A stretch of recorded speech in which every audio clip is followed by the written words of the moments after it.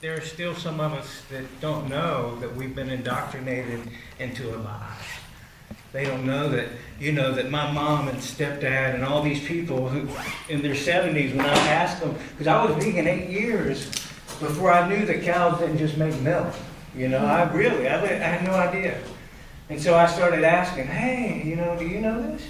My mom, stepdad, no, my stepdad said, I better ask a farmer. They don't want to take it. It's like that guy.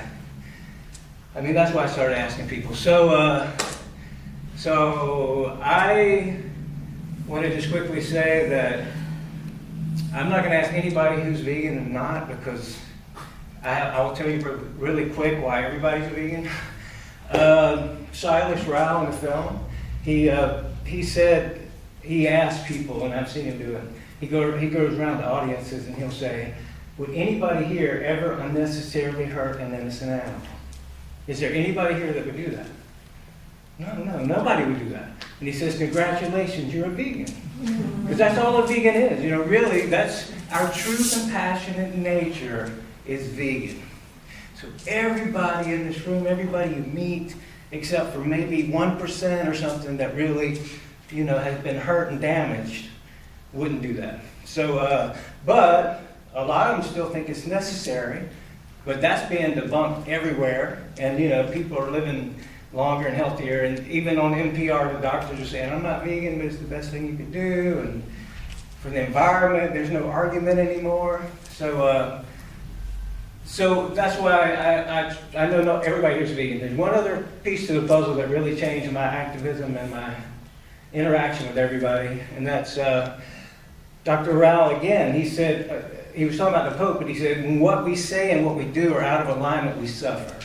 And he said it in 2016, and I thought, this is a profound thought, and I knew it at the time, but I had no idea what he was talking about. I was like, it sounds cool, but I don't quite get it. But I just stuck with it in all the edits. And I came away after interviewing all these people and taking this journey, believing that it is that out of alignment that with our true compassionate nature that causes probably all of the unnecessary suffering on the planet.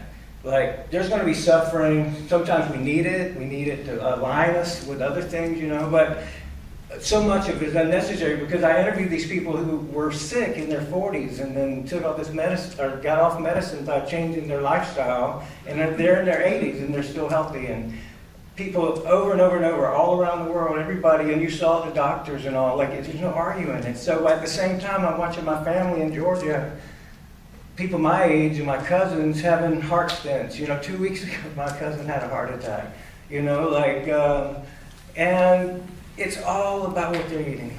It's all about that. So it's unnecessary. So those two, you put them together, and what you have is that when you speak to somebody, you automatically speak to them like they're a vegan, and then you know that if they're not, they're out of alignment with their true compassionate nature, and there's somewhere in their life they're suffering, or they will even suffer more.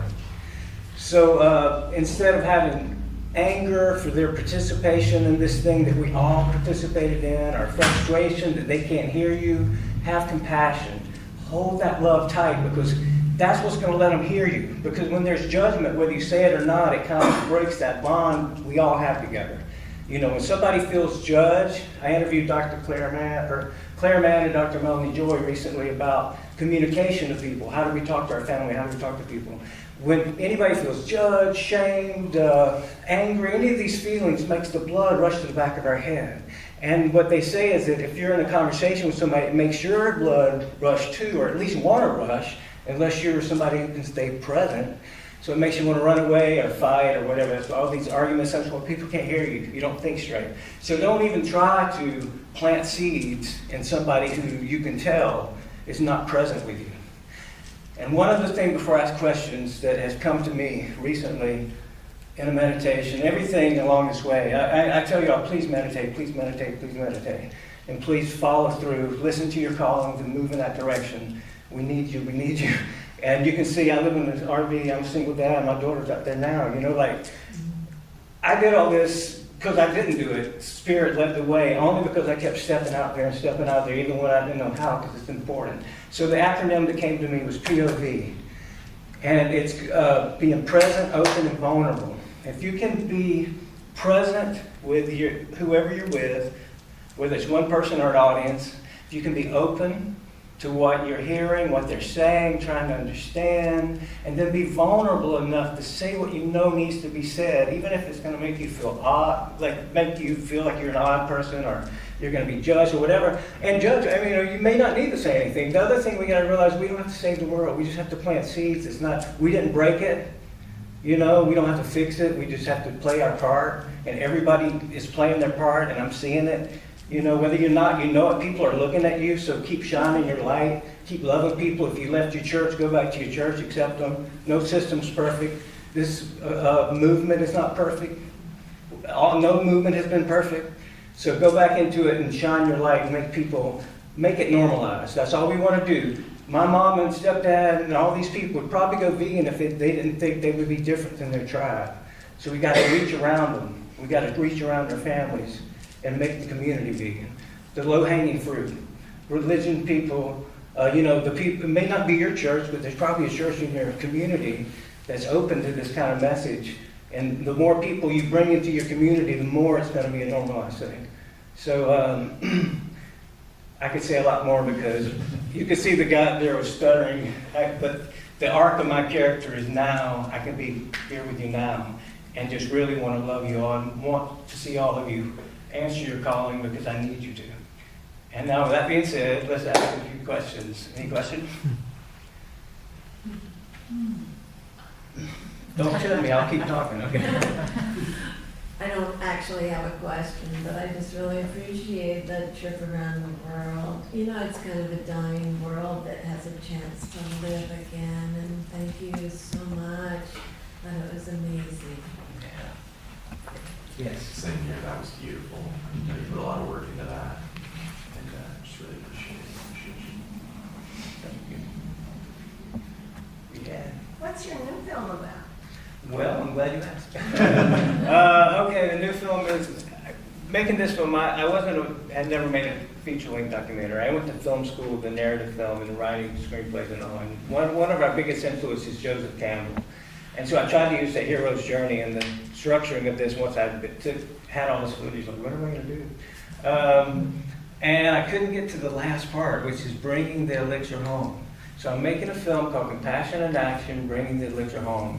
And we've got a lot of initiatives we're doing ourselves, putting our compassion in action, trying to make a better world for our children and future generations. And also, we're highlighting people that are doing that. And also, some of the religious people some of the communities along the way, I'm still reaching out, as we're doing the film.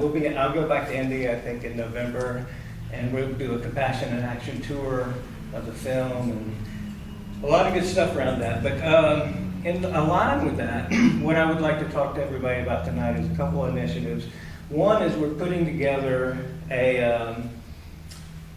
one vegan option at every meal in every public school, video and petition. I've been shooting interviews. I'll be in LA this weekend shooting interviews around it. And what we're trying to do is, in the film, I'm going to try to put together a coalition in Florida to get this in the school system. Because my daughter goes to a public school. It's a beautiful school, but when you go to the lunchroom, you see all these kids, and it's like every kid that gets to lunch has to get a milk. And there's this lady that walks around and makes every kid open that milk. And I told that to Dr. Mills, and he said, that is so racist, and if my kid was there, I would sue him. He broke down all the lactose intolerance of the people of color, and he said that what you're doing is you're encouraging people to drink something that makes them sick. And I look around, and it's very diverse. She has a beautifully diverse school, and they're all suffering. So we're trying to, and also, I don't think anybody argues with this. You don't have to be vegan to not want vegan children or lactose intolerant children or whatever to have an option or a healthy option of some sort. And it's already being done. We're trying to highlight the people that are doing it. We're going to bring the menus. We're going to bring there's already organizations that are getting in, that are stepping up their fake meat or whatever production so they can do hospitals and schools already. So it's time for this to happen. So when this happens, we're going to need you to spread the word. We're going to need you to sign petitions, and things like that.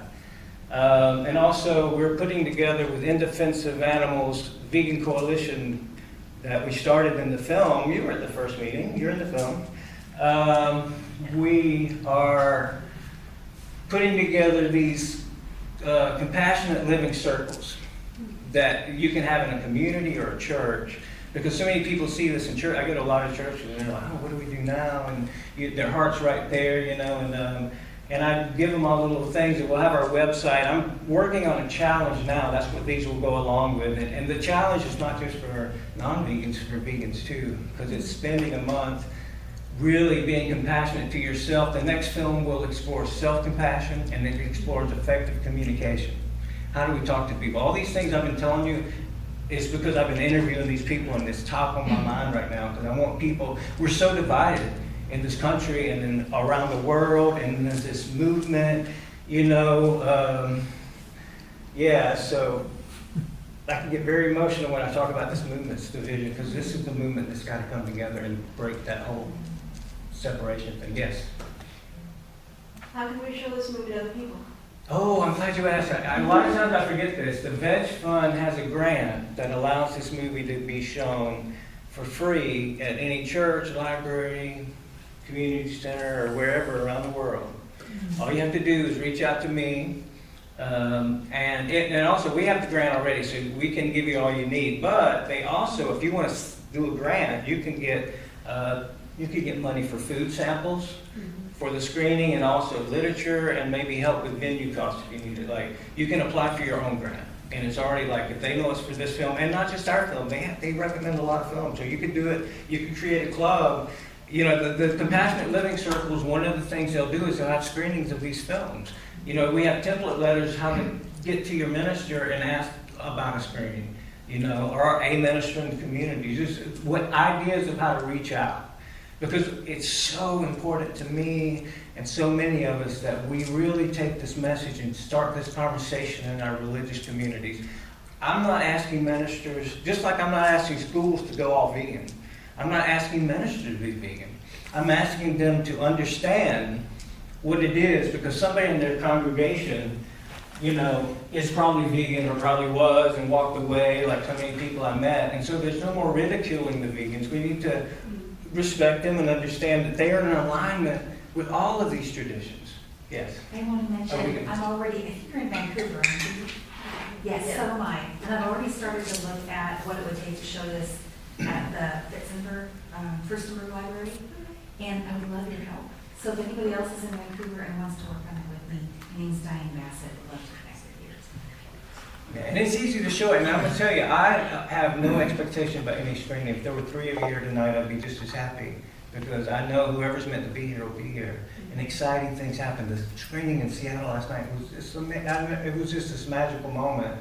You know, and what's happening is the more I do the Q&As, the more I kind of realize what the message the tightest message is to inspire people, because I really want you to follow your calling. I want you to remember that anybody can do this.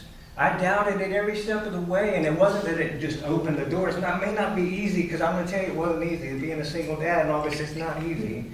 But when you feel it and you meditate and you go, what's next? You just step at it one step at a time. And the other thing too is I learned early on, because I thought this would be like done in a few months. I got to get this done and get back to my life, you know. Like, I got to get done and make sure I don't go hungry and like take care of my daughter. Let's get done.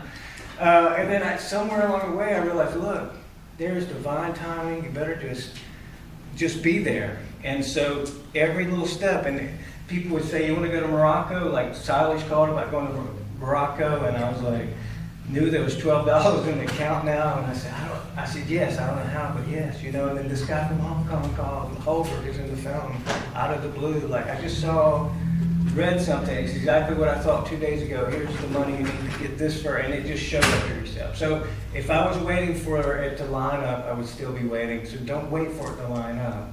Just meditate and keep moving. And, you know, and if it doesn't work, it means that the universe is trying to push you a little bit this way, a little bit that way. Don't think it every time. You know, a lot of times I can't find my glasses, and I can get very frustrated, but I quit being frustrated, and I realize, oh my goodness, because every time that happens, I'll tell you, I guarantee you, later that day, I'm going to run into somebody that I never would have ran into if I'd have got out that door.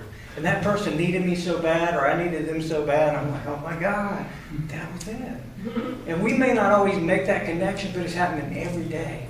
There's unseen forces, I promise you, that made this happen. I don't take any credit for it. I didn't set out to make this kind of movie. I just wanted to talk about spirituality and veganism. This happened because there's something that wants us to succeed, to be sustainable. You know, like all the movies have the subtext, like, you know, the Lord of the Rings and all these things are against us. Yeah, but look what brought us this far. And these things that look so big and bad right now, the separation is it's like a pendulum. It's going to just spring us all back together. It already is. You know, I'm not going to talk politics. It's beyond politics. It's, you know, it's things are coming to light. All we got to do is shine our lights, not judge anybody, realizing when this is what I'm learning too. This is what every day is a beautiful day for me now, is because all I got to do is love people. Love everything I see, and myself. You know, make sure I have self-compassion, and that I exercise, meditate, eat good, get my nutrition, my smoothies, research what it takes to be healthy, and sleep. Don't forget to sleep, that's important. And then all the other things that feed your soul, like, you know, self-compassion. You do those things, you'll be more alive, you'll be more, vegans can be more alive with their compassion. And all of us can get more and more every day. And the more you do that, I'm a vegangelist who has the gospel. The good news that if you align yourself with your true compassionate nature, you will not only feel better, you will be more connected to all life, to your friends, to your family, to your religion, to your animals, to your creativity, you know. And there's the beautiful star of the movie.